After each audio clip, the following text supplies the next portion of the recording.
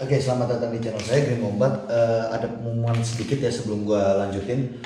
Pertama harusnya hari ini adalah recording sama Ayah Candina, cuman dia agak sedikit sibuk. Jadi bukan agak sedikit sibuk, ya emang sibuk ya.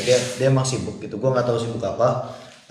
Mungkin recording atau apa gua nggak tahu gitu. Jadi pembahasan soal toxic relationship akan dipending sampai waktu yang tidak ditentukan. Itu untuk bahasan bersama Ayah Candina gitu. Gue udah ada narasumber lain sebetulnya sebelum nanti ke Ayah Candina. Jadi mungkin ditunggu aja gitu. Tapi dia bilang nanti bakal ngabarin gue gitu. Jadi gue pikir oke, bakal dibuat bahasan lain dulu gitu. Nah, terus yang kedua, apa namanya, kalau misalnya emang lu udah sering nonton video gua dan lu belum subs, lu bisa bantu subs. Kalau nggak suka videonya bisa di dislike, kalau suka videonya bisa di like. Target gue memang punya 1000 subs, itu bukan buat monetasi tapi buat apa namanya, nanti gue riset yang memang gue membutuhkan apa namanya, itu ya, apa, live streaming gitu. Oke, gue langsung to the point aja karena intronya cukup panjang. Di sini gue akan bahas request dari salah satu teman gue, itu adalah penggunaan dual CDI. Ya, jadi bukan platina ya, tapi CDI. Sebenarnya banyak juga menerapkan, nggak banyak sih, tapi beberapa orang menerapkan ini di platina. Cuman setahu gue ini udah jadul banget gitu ya. Adanya sekarang biasanya CDI gitu. Ini sebenarnya dari tahun 2000 awal itu udah banyak banget yang pakai. Jadi sederhananya gini ya, CDI itu konsepnya CDI, apa namanya, dia itu menyimpan atau menembakkan gitu. Jadi timing pengapiannya itu kapan gitu loh. Ignition timingnya itu kapan gitu loh. Jadi beberapa CDI itu punya semacam kontrol. Dia ada perubahan gitu. Jadi perubahan dalam CDI itu dia tidak bisa membaca, tidak bisa merubah pembacaan gitu. Jadi misalnya pembacaan awal di minus, anggaplah 28 atau 30 deh biar gampang hitung. Dia di minus 30 TMA gitu ya di pembukaannya. Berarti nanti atau minus 31 32 gitu. Berarti nanti ignition timingnya sekitar min 30, min 31 atau min 28 gitu loh. Ya setelah pembacaan gitu. Tapi dia bisa memberikan plus atau minus gitu loh. Jadi setelah pembukaan gitu loh. Karena tujuannya itu adalah untuk mencapai 8 sampai 12 TMA gitu ya. Itu udah konstanta bisa gue bilang gitu.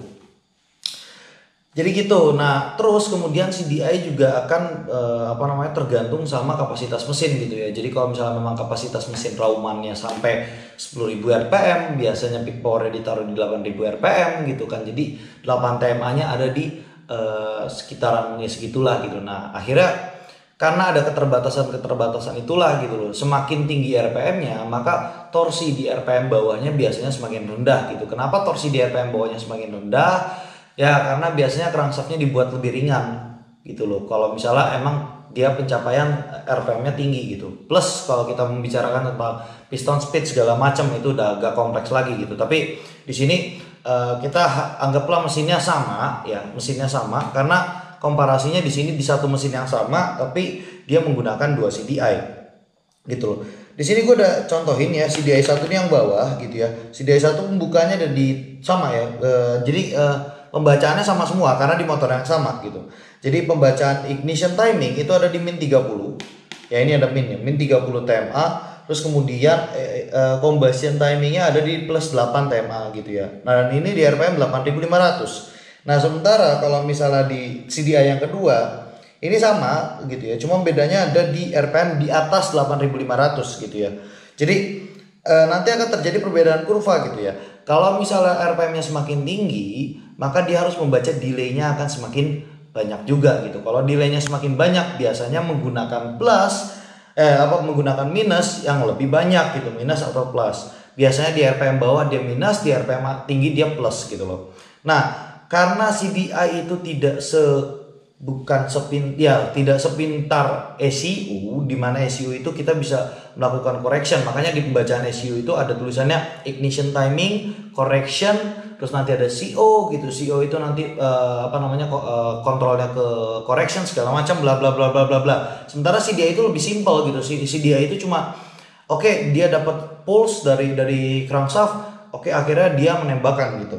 Nah, penembakan itu bisa min, bisa plus gitu kan nilainya dari pembacaan normalnya dia. Misalnya derajatnya itu 28 kayak misalnya atau lebih gitu. Misalnya ini contoh dia min 30 terus timingnya ada di 8 derajat TMA, maka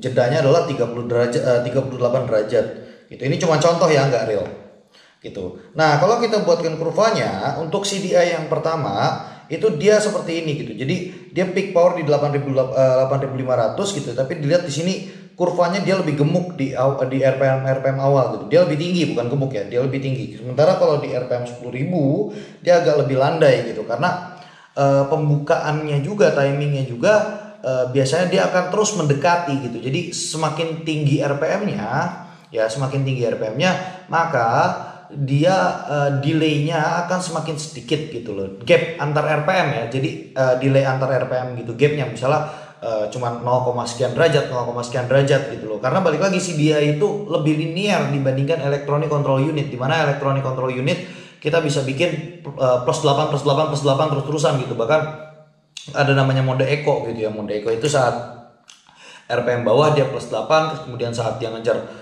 peak power terus-terusan dia plus 12 plus 12 plus 12 terusnya gitu loh. Sementara si dia enggak seperti itu. Nah, karena gap antar RPM-nya itu gap crankshaft, derajat crankshaft di tiap kepotong tadi videonya, kameranya mati kayaknya overheat. Gua nggak tahu kenapa overheat baru 6 menit, biasanya sampai 20-30 menit. Oke, lanjut.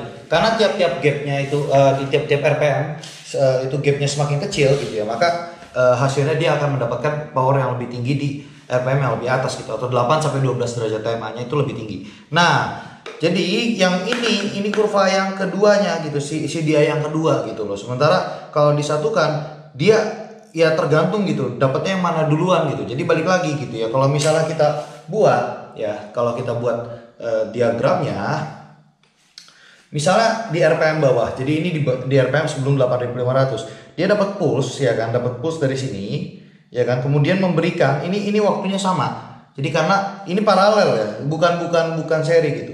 Dia akan mendapatkan waktu ke sini sama ke sini, kedua CDI ini. Nah, karena timingnya duluan yang CDI yang pertama ya kan, karena CDI yang pertama itu kan berarti dia mendapatkan 8 sampai 12 derajat di RPM yang lebih rendah. Berarti di tiap RPM gitu kan dia akan mendapatkan timing yang lebih sempurna. Dia akan mengambil alih lah, kasarnya seperti itu, mengambil alih ignition timing yang lebih cepat gitu. Intinya seperti itu.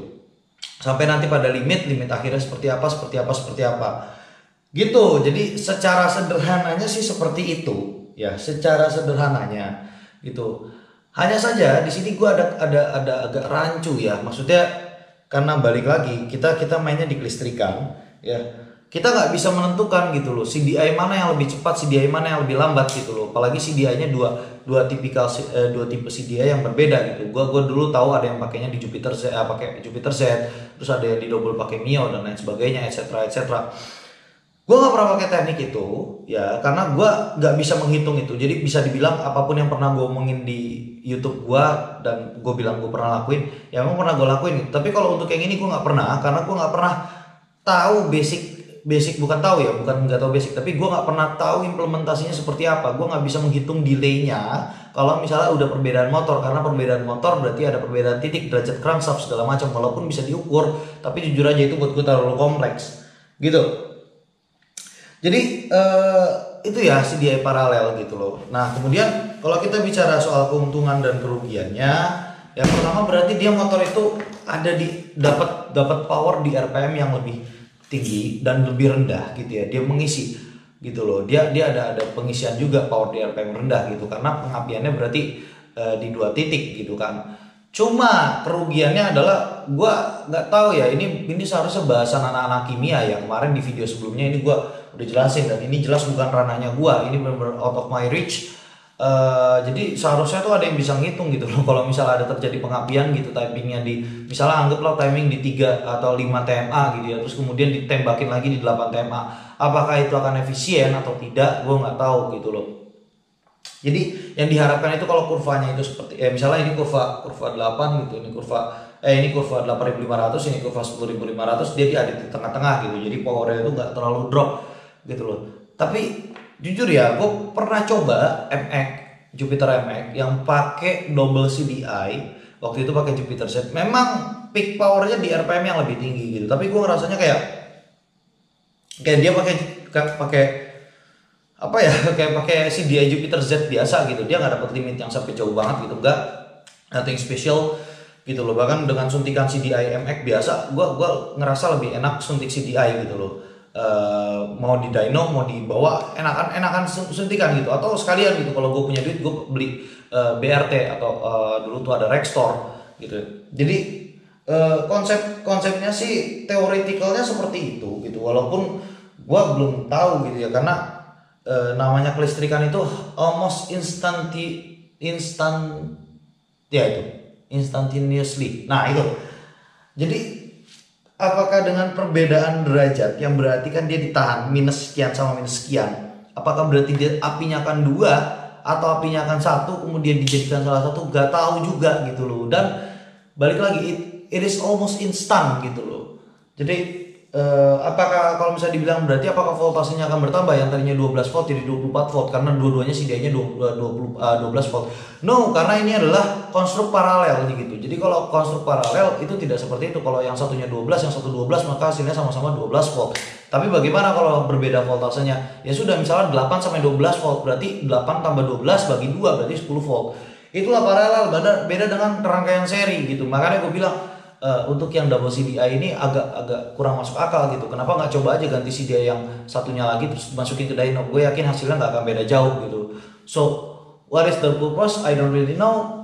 Gue rasa nggak begitu signifikan untuk menggunakan dual CDI, dan gue nggak dapat